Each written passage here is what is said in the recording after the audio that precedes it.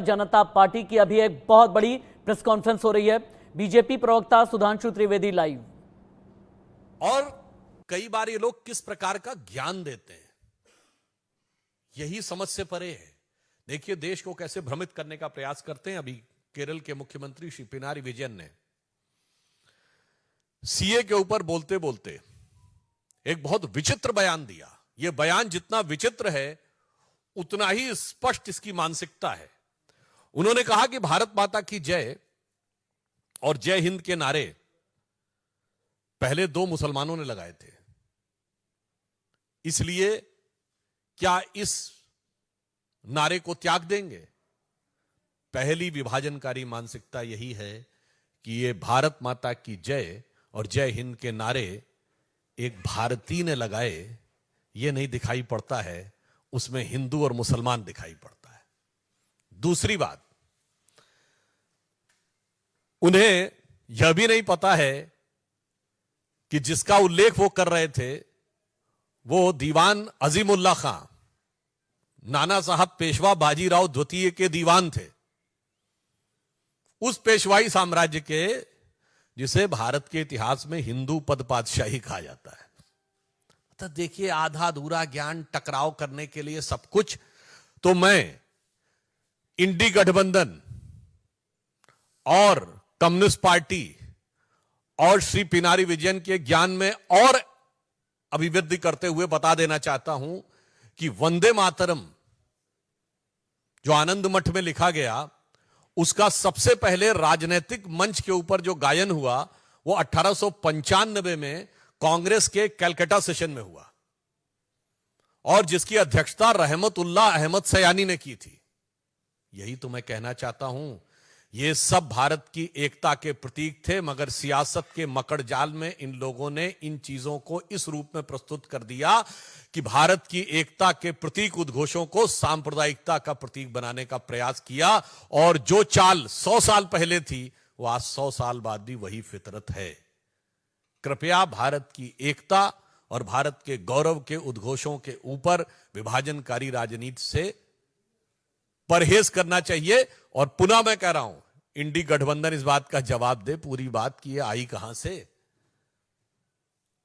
और मैं पुनः कहना चाहता हूं, उससे भी आगे बढ़कर जिस भारत माता की जय और वंदे मातरम की बात कहते हैं, पहले तो पता नहीं उनको, शायद वो लेफ्टिस्ट ही ज्ञान है।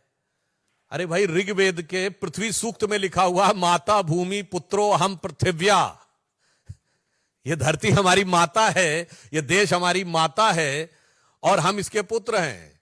गीता भी माता है, गंगा भी माता है, गौ भी माता है, भारत भी माता है, धरती भी माता है, मगर कम्युनिस्टों को उसमें कुछ और नजर आता है।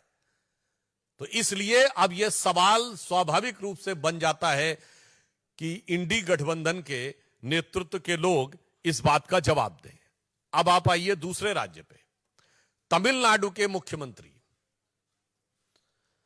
एमके स्टालिन साहब ये कहते हैं कि तमिलनाडु के लोगों को उनके लिए वोट करना चाहिए और प्रधानमंत्री श्री नरेंद्र मोदी जी के प्रति उनके मन में, अब तो मैं ये भी कहूंगा, सिर्फ अवमानना नहीं है, असुरक्षा का भाव आ गया है।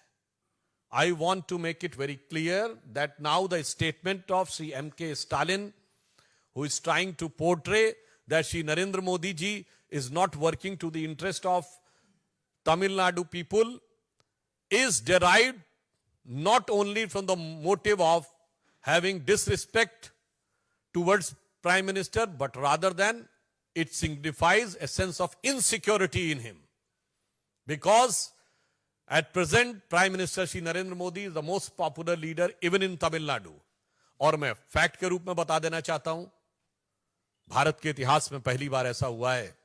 मैं पूछना चाहता हूं, प्रधानमंत्री जी ने अभी काशी में 1 माह पूर्व तमिल में जो बोला था उसे एआई के जरिए सीधे तमिल में ट्रांसलेट किया गया। मैं विनम्रता और चुनौती से डीएमके से पूछना चाहता हूं कि आज तक कभी किसी भारत के प्रधानमंत्री की स्पीच रियल टाइम में जो हिंदी भाषी क्षेत्र में दी गई हो, तमिलनाडु में नहीं, हिंदी भाषी क्षेत्र में दी गई स्पीच तमिल में ट्रांसलेट की गई है? अगर की गई हो तो बता दें। यह प्रधानमंत्री जी की राष्ट्रीय एकात्मता के प्रति भाव का प्रतीक है क्या काशी तमिल संगम और सौराष्ट्र तमिल संगम कभी हुआ? आज भारत की राजधानी दिल्ली में गौरव का प्रतीक जिसमें G20 हुआ, उस भारत मंडपम के बाहर नटराज की जो मूर्ति लगी है, यह तो तंजावुर की से निकली हुई नटराज की वह मूर्ति है जिसे तमिल संस्कृति में सबसे गौरव का प्रतीक माना जाता है। इसलिए मैं कहना चाह रहा हूं कि आज आप भी चाहें तो नमो ऐप पे जाके चेक भी कर सकते हैं, सभी भारतीय भाषाओं में रियल टाइम ट्रांसलेशन उनकी स्पीच का अवेलेबल है। भारतीय भाषाओं के प्रति जो सम्मान और उनके विकास के लिए जो कार्य प्रधानमंत्री मोदी जी ने किया है, शायद ये इन नेताओं के मन में असुरक्षा का भाव उत्पन्न करता जा रहा है। और हम ये भी पूछना चाहते हैं, आज तो आप उस कांग्रेस के साथ हैं जिसने एक नहीं अनेक बार तमिलनाडु में सरकार बर्खास्त की। श्री M.K. स्टालिन कृपया बताएं कि 1998 में अटल जी की सरकार आने से पहले DMK की कौन सी सरकार अपना कार्यकाल पूरा कर पाई थी? कांग्रेस ने तमिलनाडु में कभी विपक्ष की सरकारों को कार्यकाल नहीं पूरा करने दिया।